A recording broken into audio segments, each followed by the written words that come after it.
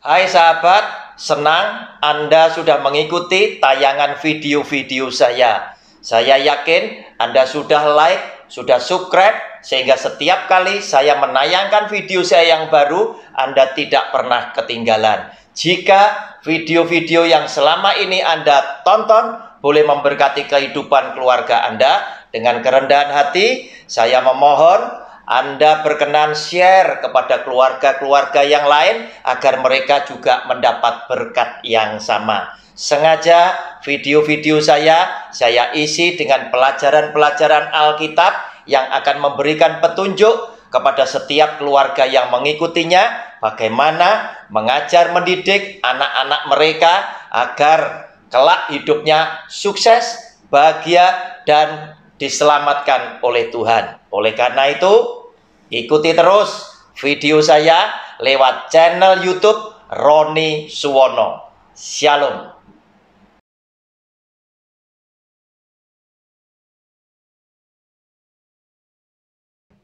Hai sahabat, jumpa kembali dengan channel pribadi saya lewat program Sabar, Selidiki Alkitab bersama Roni Suwono. Bapak Ibu, kita memasuki judul pelajaran Alkitab berseri yang baru. Oleh karena itu persiapkan alat tulisnya, buka juga Alkitab Bapak Ibu sekalian pada Matius pasal 16. Saya akan bacakan ayat 13 sampai dengan yang ke-20. Judul besar pelajaran kita pada hari ini adalah mengenal Yesus Kristus. Video yang pertama kita akan mencermati, merenungkan judul kecilnya yang berbunyi demikian. Siapa Yesus Kristus itu? Matius pasal 16 ayat 13 sampai dengan 20. Demikian bunyi firman-Nya. Judul bacaannya adalah pengakuan Petrus. Setelah Yesus tiba di daerah Kaisarea Filipi, ia bertanya kepada murid-muridnya, kata orang, siapakah anak manusia itu? Jawab mereka, ada yang mengatakan Yohanes Pembaptis, ada juga yang mengatakan Elia, dan ada pula yang mengatakan Yeremia atau salah seorang dari para nabi. Lalu Yesus bertanya kepada mereka, tetapi apa katamu? Siapakah aku ini? Maka jawab Simon Petrus, engkau adalah Mesias, anak Allah yang hidup. Kata Yesus kepadanya, berbahagialah engkau Simon bin Yunus, sebab bukan manusia yang menyatakan itu kepadamu, melainkan Bapa-Ku yang di sorga. Dan aku pun berkata kepadamu, engkau adalah Petrus, dan di atas batu karang ini aku akan mendirikan jemaatku, dan alam maut tidak akan menguasainya. Kepadamu akan kuberikan kunci kerajaan sorga. Apa yang kau ikat di dunia ini akan terikat di sorga, dan apa yang kau lepaskan di dunia ini akan terlepas di sorga. Lalu Yesus melarang murid-muridnya supaya jangan memberitahukan kepada siapapun bahwa ia Mesias. Saudara, ada satu ungkapan, tak kenal maka tak sayang. Oleh karena itu ketika kita mempelajari kitab suci yang nantinya kita akan dibawa kepada Yesus yang adalah Kristus dengan segala mukjizat, kuasa dan keselamatannya, ada baiknya kita mengenal lebih dulu siapakah Yesus yang adalah Kristus itu. Zaman dulu, ketika dia hidup di tengah-tengah para rasulnya, dia pun sempat bertanya kepada Simon Petrus dan para rasul yang lainnya. Dan dia bertanya di dalam bacaan yang baru saja kita baca, dia bertanya, menurut orang-orang sana yang bukan kelompok kita, mereka punya pandangan, mereka punya pendapat, aku ini siapa? Nah saudara, Petrus memberikan jawaban kepada Yesus sebagai Tuhan dan gurunya. Mereka berpendapat bahwa engkau adalah Yohanes Pembaptis, engkau adalah Elia. Ada juga yang berkata engkau adalah Yeremia atau nabi-nabi yang lainnya. Dengan arti kata lain, pandangan orang di luar kelompok para murid, mereka menilai, berpandangan, punya pendapat bahwa Yesus adalah nabi. Yesus disetarakan, disamakan hanya dengan nabi. Nah saudara, sekarang di zaman kita, apa pendapat orang di luar Kristen dan Katolik tentang Yesus yang adalah Kristus? Jawab mereka, pendapat mereka kurang lebih sama dengan ketika Yesus hidup di tengah-tengah para rasulnya, dan semua atau kebanyakan daripada mereka yang bukan Kristen dan bukan Katolik memberikan pendapat bahwa Yesus adalah seorang nabi. Nah saudara, saya senang untuk tidak berdebat kepada siapapun yang berpendapat yang tidak sama dengan pandangan kita, yang tidak sama dengan Alkitab sebagai kitab suci yang menjadi pegangan di dalam hidup kita sebagai umat Kristiani. Sebab kita perlu maklum bahwa mereka tidak mendalami kitab suci umat Kristiani. Oleh karena itu saya juga menyarankan kepada orang-orang Kristen, tidak perlu Anda berkomentar atau mengomentari kitab suci saudara kita yang lain. Sebab Anda dan saya pun adalah orang yang tidak mendalami kitab suci mereka. Oleh karena itu, biarkan mereka punya pandangan, punya pendapat yang seperti itu. Toh, Yesus yang adalah Tuhan pun, dia tidak pernah marah ketika orang berpendapat salah tentang dirinya. Nah saudara, saya justru lebih senang menganggap untuk sementara waktu pendapat dari saudara-saudara kita di luar Kristen dan Katolik, saya anggap sementara waktu pendapat mereka benar.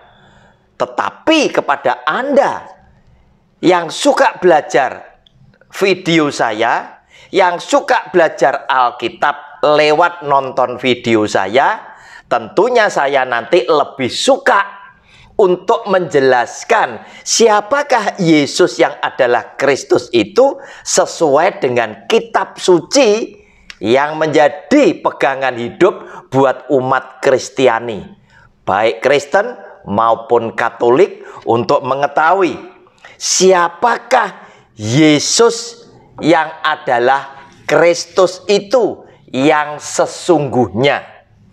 Nah saudara, yang pertama, pandangan daripada saudara kita yang bukan Kristen, bukan Katolik, berkata bahwa Yesus adalah seorang nabi.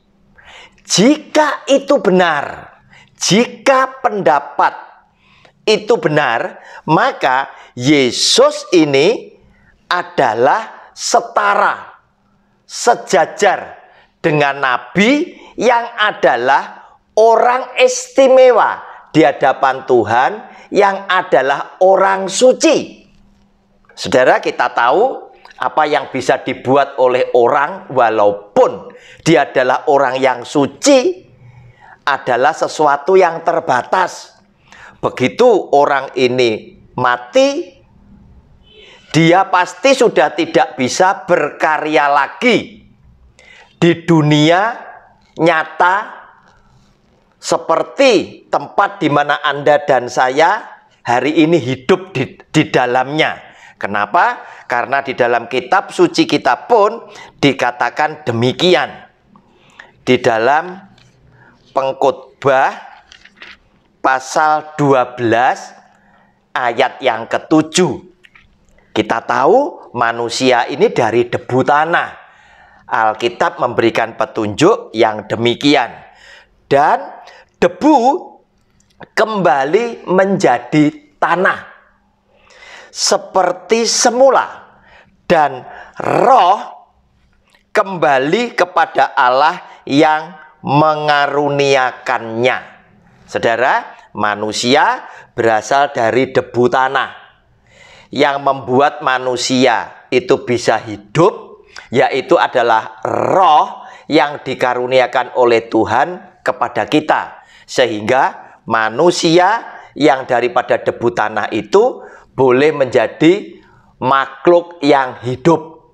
Tetapi ketika manusia itu mati, maka manusia yang berasal daripada debu tanah ini tadi kembali kepada tanah seperti semula. Dan roh yang membuat manusia itu hidup, menjadi bisa hidup, roh itu tadi kembali kepada Tuhan yang mengkaruniakannya. Sehingga dengan demikian kita tahu tugas manusia, orang tersebut di dunia telah selesai. Itu jika Yesus adalah nabi. Yesus hanyalah sebagai manusia suci. Selesai. Tetapi apa yang terjadi? Sesungguhnya saudara, di dalam jati diri Yesus yang adalah Kristus, yang seringkali dipanggil, disebut oleh orang Kristen dan Katolik sebagai Tuhan.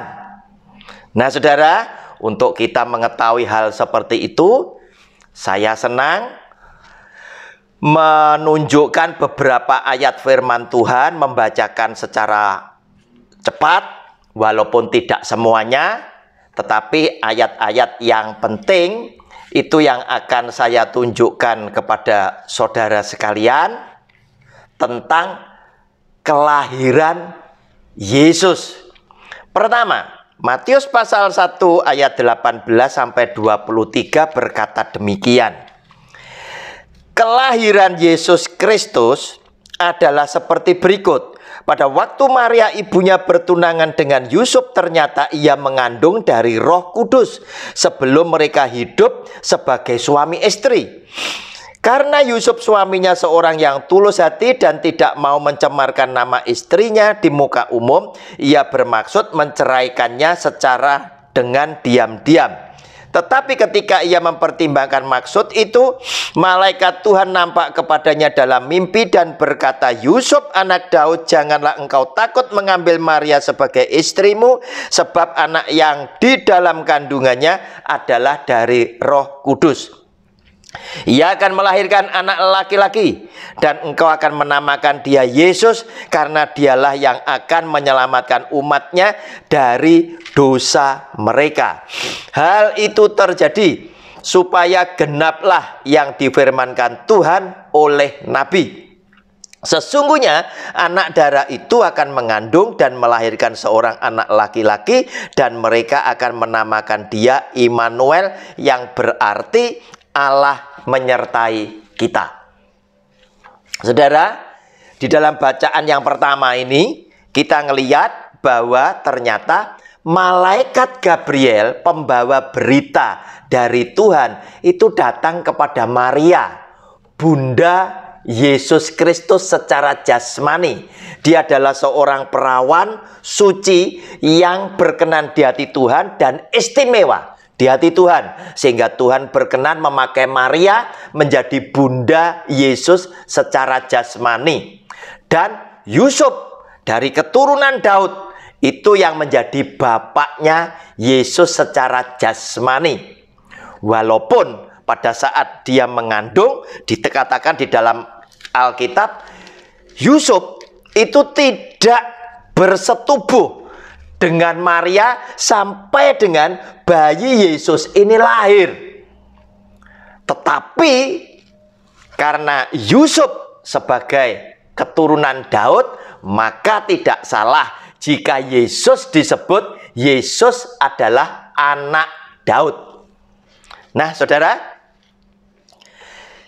dari apa yang diberitakan lewat firman Tuhan ini, kita melihat bahwa kelahirannya dia istimewa. Ada sesuatu yang tidak sama dengan hadirnya saudara dan saya dan manusia pada umumnya. Ternyata melibatkan surga, melibatkan malaikat.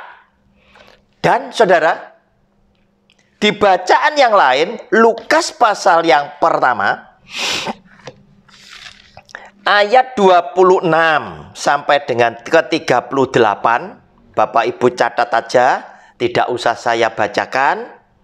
Di situ diceritakan juga malaikat Gabriel itu datang memberitahukan kepada Maria bahwa nanti dia akan mengandung dari Roh Kudus, dari Tuhan.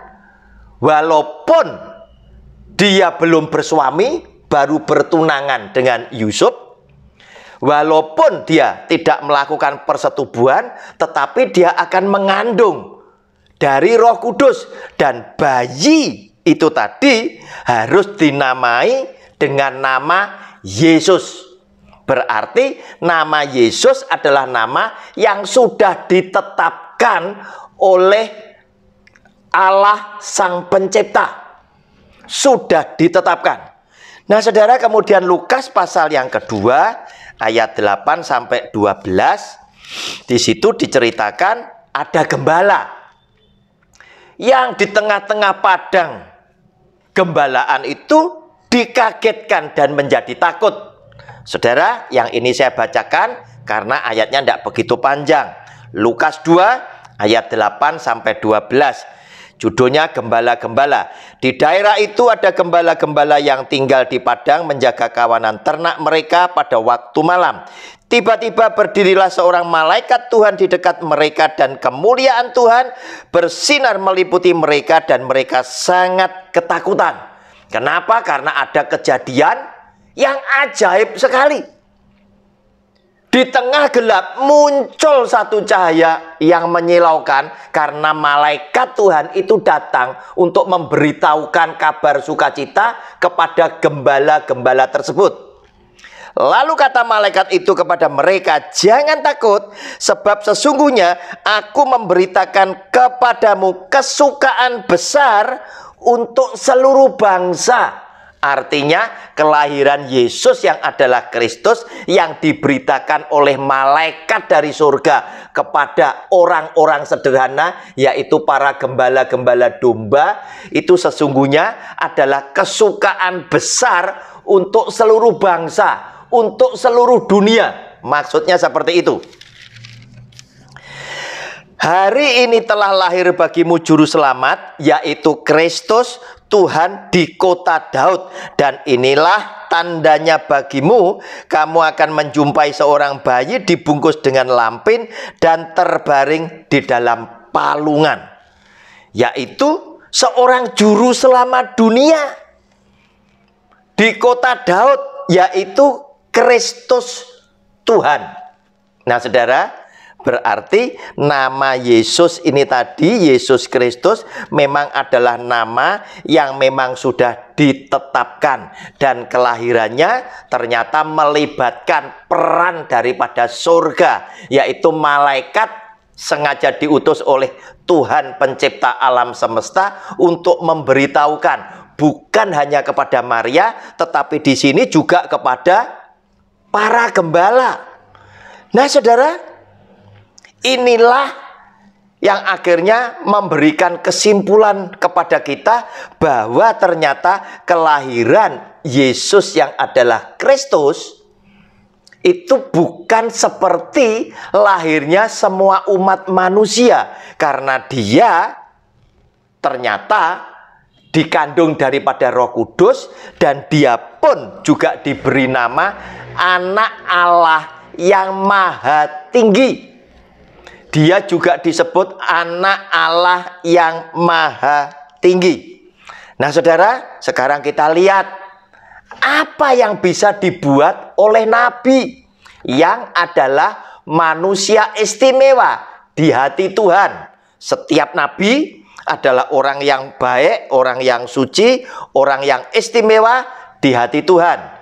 Apa yang bisa dibuat oleh nabi? Pastilah nabi-nabi yang ada di dalam catatan dalam kitab suci orang Kristen banyak menceritakan bahwa nabi selalu menjadi penyambung lidah Tuhan.